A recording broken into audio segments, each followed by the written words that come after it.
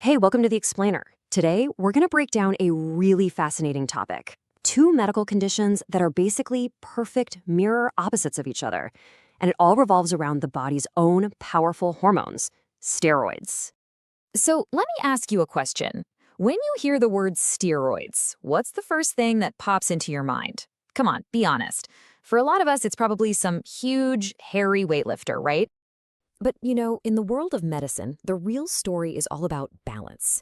It's not about adding steroids from the outside, but what happens when our own bodies produce way too little or way too much. And this sets the stage perfectly for the two conditions we're talking about today, Addison's disease and Cushing's disease. Okay, first up, let's dive into Addison's. The main problem here is an absence of steroids. The adrenal glands just aren't making enough, and here's a super easy way to remember it. You need to add some steroids in Addison's. Simple, right? People with this condition usually look pretty small, frail, and weak. With too few steroids, it's like everything in the body just starts to power down. We see low blood pressure, and that's a really critical sign to watch out for.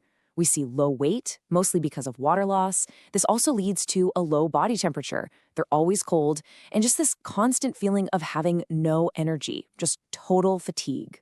And that downward trend, it just keeps going. We see a low mood, which can look like depression or just being really irritable. We see low hair, a condition called alopecia.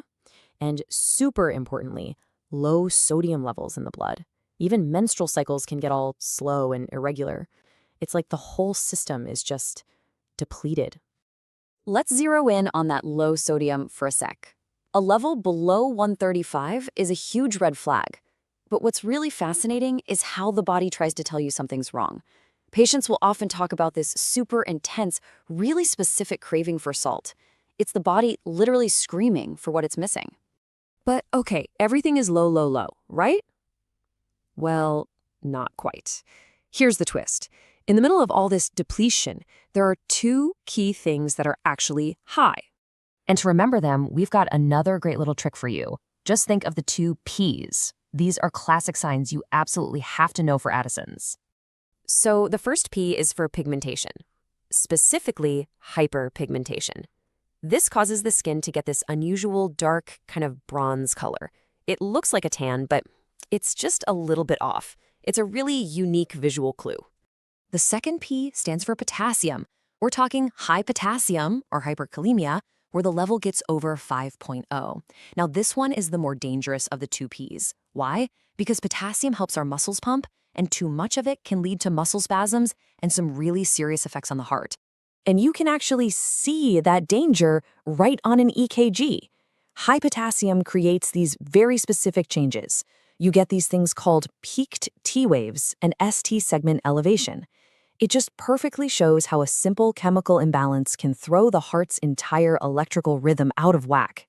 All right, let's totally flip the script and jump to the other end of the spectrum, Cushing's disease. If Addison's is an absence of steroids, Cushing's is the complete opposite. It's caused by having way too much. And the easy way to remember this one, just think of having a big, fluffy cushion of steroids.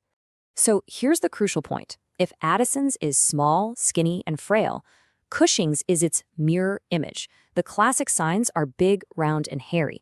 This means you get high blood pressure, high blood sugar, and weight gain that tends to gather in the face, creating a moon face, and between the shoulders, which forms a buffalo hump. It brings us right back to that weightlifter image from the beginning. That's the classic look of having too much steroid. Seeing these two extremes right next to each other really shows you how our bodies exist on a kind of chemical knife's edge. It's all a delicate balancing act, managed by hormones we don't even think about. And it makes you wonder, right? If our body's own steroids can have such dramatic effects, what does that tell us about the steroids people introduce from the outside? It's a powerful reminder that in biology, more is rarely better. Balance is everything.